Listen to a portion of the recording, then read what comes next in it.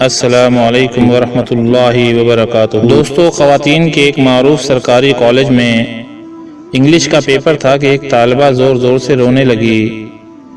Teacher نے پڑھانا چھوڑا، بھاگم بھاگ اس کے پاس جا پہنچی، بڑی نرمی سے دریافت کیا، کیا بات ہے بیٹی، کیوں رو رہے ہو؟ اس نے سسکیاں لے کر جواب دیا کہ میرے فیس کے پیسے چوری ہو گئے ہیں، پیسے بیگ میں رکھے ہوئے تھے، کسی نے نکال لیے ہیں۔ ٹیچر نے ایک لڑکی کو اشارہ کرتے ہوئے کہا کہ کمرے کے دروازے بند کر دو، کوئی باہر نہ جائے، سب کی تلاشی ہوگی۔ ٹیچر نے سامنے کی 3 رو سے طالبات کی خود تلاشی لی اور پھر انہیں پوری کلاس کی طالبات کی جیبیں چیک کرنے اور بستوں کی تلاشی کی ہدایت کر دی۔ کچھ دیر بعد 2 لڑکیوں کی تکرار سے اچانک کلاس ایک بار پھر شور سے گونج اٹھی۔ ٹیچر اپنی کرسی سے اٹھتے ہوئے بولی کہ کیا بات ہے؟ مس، تلاشی لینے والی طالبہ بولی، کوثر اپنے بیگ کی تلاشی نہیں لینے دے رہی۔ ٹیچر وہیں تڑپ کے بولی کہ پیسے پھر اسی نے چرائے ہوں گے۔ کوثر جھٹ سے بولی کہ نہیں مس، میں چور نہیں ہوں۔ چور نہیں ہو تو پھر بیگ کی تلاشی لینے دو۔ نہیں، کوثر نے کتابوں کے بیگ کو سختی سے اپنے سینے کے ساتھ لگا لیا۔ نہیں، میں تلاشی نہیں دوں گی۔ ٹیچر آگے بڑھی، اس نے کوثر سے بیگ چھیننے کی کوشش کی لیکن وہ کامیاب نہ ہو سکی۔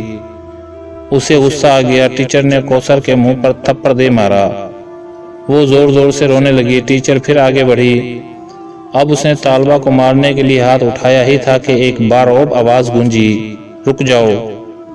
ٹیچر نے پیچھے مڑ کر دیکھا تو وہ پرنسپل تھی۔ نہ جانے کب کسی نے انہیں خبر کر دی تھی۔ انہوں نے طالبہ اور ٹیچر کو اپنے دفتر میں آنے کی ہدایت کی اور واپس لوٹ گئیں۔ پرنسپل نے پوچھا کہ کیا معاملہ ہے؟ ٹیچر نے تمام ماجرا کہہ سنایا۔ انہوں نے طالبہ سے بڑی نرمی سے پوچھا کہ تم نے پیسے چرائے؟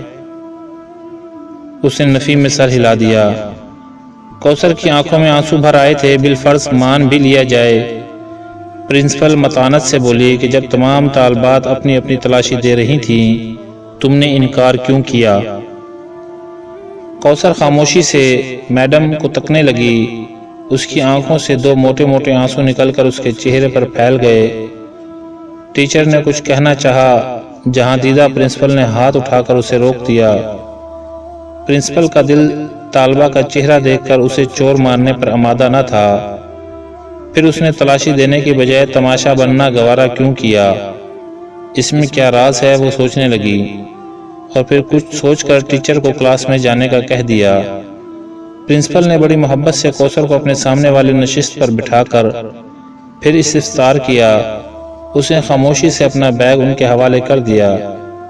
پرنسپل نے اشتیاق، تجسس اور دھڑکتے دل کے ساتھ بیگ کھولا، مگر یہ کیا، کتابوں کاپیوں کے ساتھ ایک کالے رنگ کا پھولا پچکا ہوا شاپر بیگ بھی باہر نکل آیا۔ طالبہ کو یوں لگا جیسے اس کا دل سینے سے باہر نکل آیا ہو۔ شاپر کھلا، اس میں کھائے ادکھائے برگر، سموسے اور پیزے کے کچھ ٹکڑے، نان، کباب اور دہی کی چٹنی میں ڈوبی چکن کی بوٹیاں۔ سارا معاملہ پرنسپل کی سمجھ میں آ گیا۔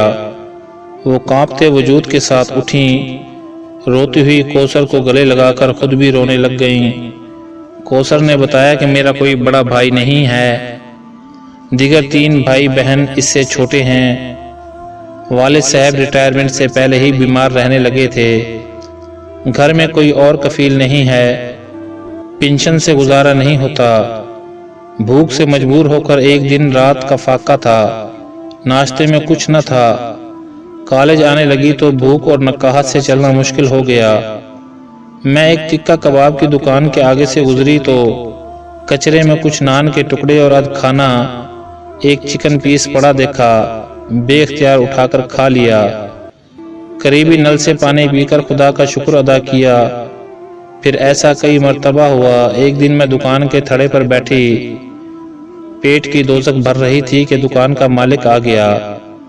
اس نے مجھے دیکھا تو دیکھتا ہی رہ گیا۔ ندیدوں کی طرح نان اور کباب کے ٹکڑے کھاتا دیکھ کر پہلے وہ پریشان ہوا، پھر ساری بات اس کی سمجھ میں آ گئی۔ وہ نیک اور ایک ہمدرد انسان ثابت ہوا۔ میں نے اسے اپنے حالات سچ سچ بتا دیے۔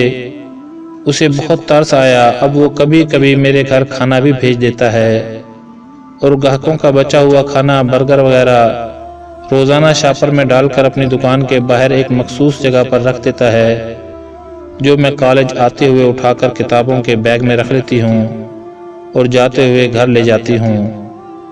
میرے امی ابو کو علم ہے، میں نے کئی مرتبہ دیکھا ہے کہ لوگوں کا بچا کچا کھانا کھاتے وقت ان کی آنکھوں میں آنسو ہوتے ہیں۔ بہن بھائی چھوٹے ہیں، انہیں کچھ علم نہیں، وہ تو ایک دوسرے سے چھین کر بھی کھا جاتے ہیں۔ یہ سب سن کر پرنسپل اپنے آپ کو قابو نہ پا سکیں اور دھاڑے مار مار کر رونے لگیں۔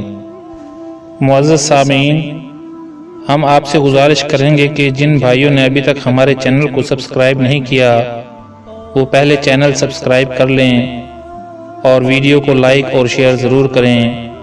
والسلام ورحمۃ اللہ وبرکاتہ۔